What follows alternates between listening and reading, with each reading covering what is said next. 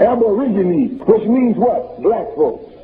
But you never find a white aborigine. Aborigines are called natives, or they're always dark-skinned people. You and I are aborigines, but you don't let them.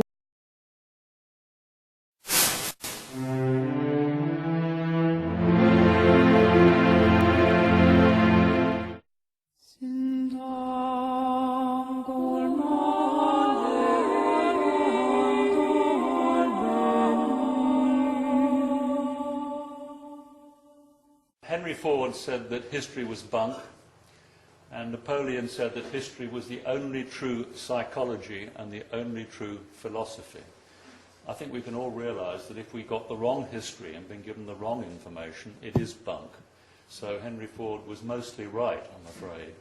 But Napoleon had a very important point about it being the only true philosophy and the only true psychology. And we all know how convoluted philosophy becomes. So maybe we can learn from the past. And this talk is to put the big perspective, the big picture in place.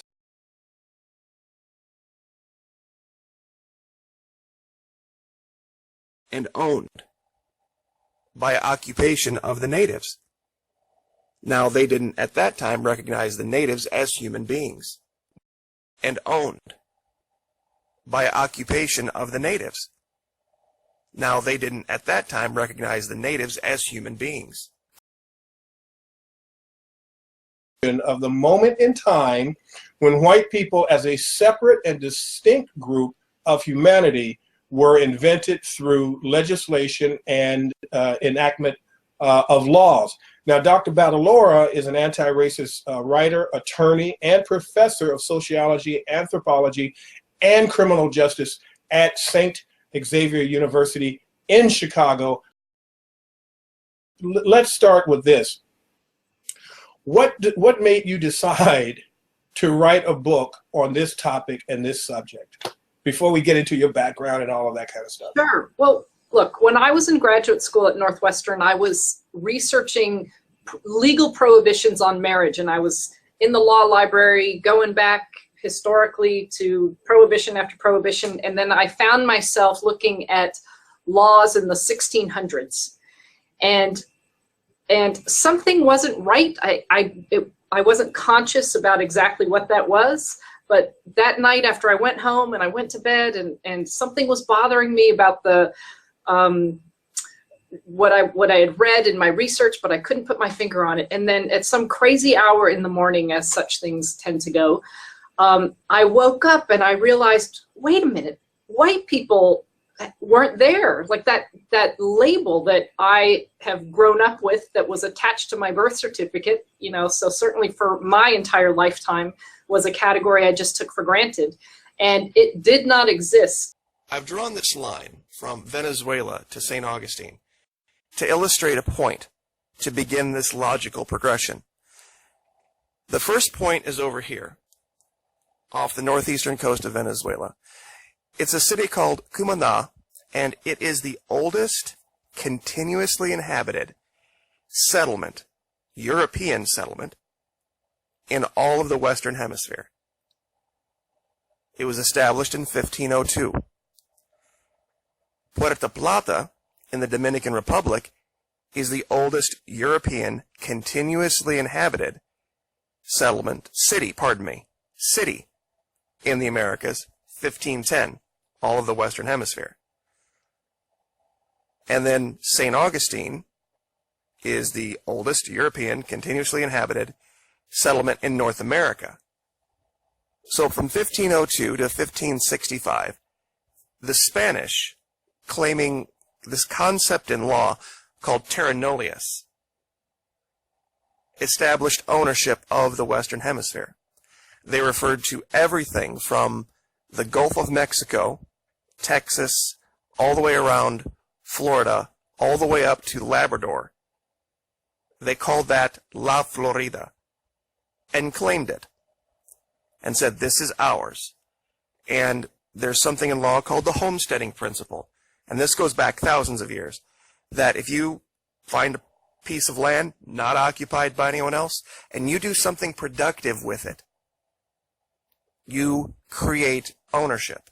You're not harming anyone. No tort is created. So this is what the Spanish did. Now, what's the myth here? These areas were already established and owned by occupation of the natives. Now, they didn't at that time recognize the natives as human beings. So they used terra nullius. Now, weirdly enough, on the other side of the world, the British did the same thing in Australia. They established a penal colony here.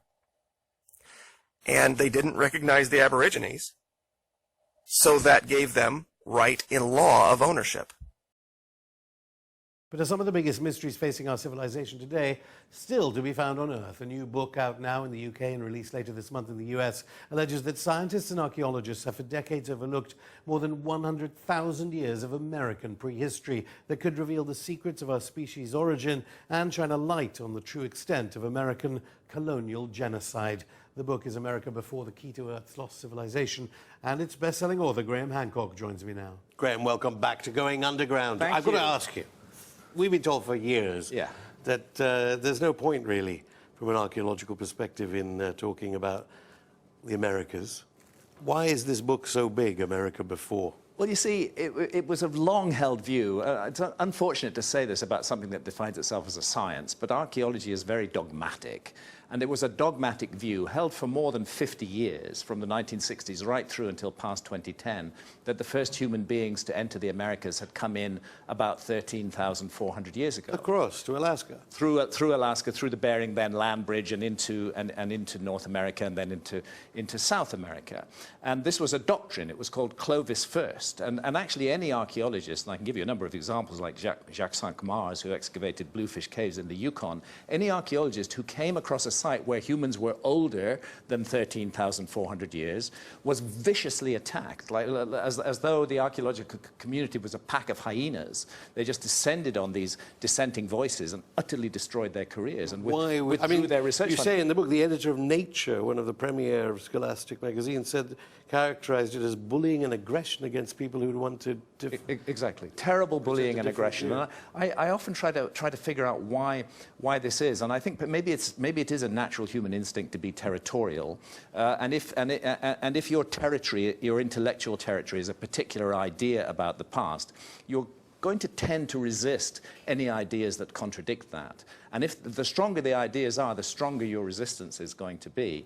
And this, unfortunately, is the case, that for more than 50 years, evidence of humans in America much older than 13,400 years ago was simply dismissed, and anybody who attempted to go that way would not get research funding and would be ostracized by their colleagues and literally have their lives ruined. And this is most unfortunate, and it's not how science should proceed, because we now know that human beings have been in the Americas for tens of thousands of years before 13,400 years ago. In fact, the latest evidence puts them back more than 130,000 years in the Americas. And what that says to me is, if they were saying before that humans didn't come until 13,400 years ago and nobody should look, nobody should dig deeper, now we know they were there 130,000 years ago. That's more than 100,000 years of the American story that has not been told entirely because of the dogmatism of archaeology. And now reluctantly they're having to accept, all of the institutions are accepting, well, we're sorry, we got it wrong. But it's not just a matter of getting it wrong.